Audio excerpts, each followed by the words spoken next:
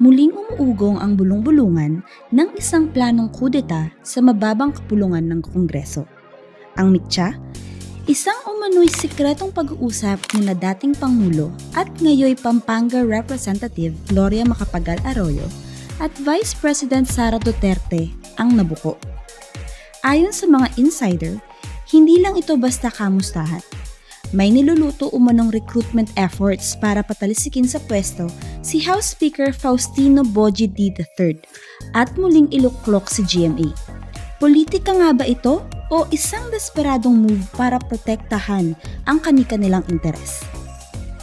Gamitan natin ng logic. Bakit ngayon? Hindi ito ang unang pagkakataon na nasangkot ang pangalan ni GMA sa ganitong usapin.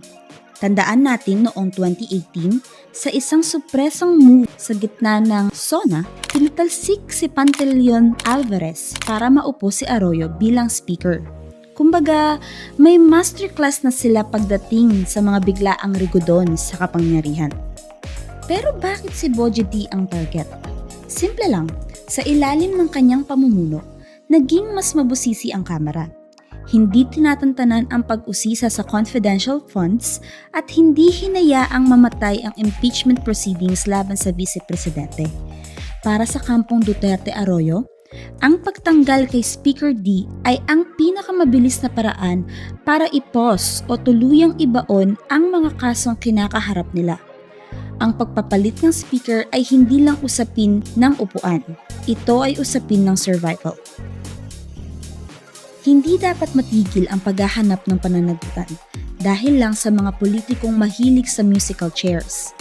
Dapat nating bantayan ito. Ang posibleng pagbabalik ni GMA bilang speaker ay maaaring magsilbing malaking pader o shield para kay VP Sara. Isipin nyo, kung magtatagumpay ang kudeta, ano na ang mangyayari sa mga dokumento mula sa Ombudsman at BIR na nakatakda sanang ilantad ngayong Abril? Sapat na ang mga paligoy-ligoy at mga legal na palusot. Ang Kongreso ay hindi pag-aari ng iilang pamilya o alyansa. Ito ay institusyon na dapat tapat sa bawat Pilipino. Ang mandato ng ating mga mambabatas ay integridad, hindi ang pakikipagkunyarian o palusot para lang sa pansariling proteksyon. Sa huli, ang katotohanan ang dapat mangibabaw. Dahil ang boses ng bayan ay mas malakas kaysa sa anumang selyadong pag-uusap sa loob ng mga air-conditioned na kwarto.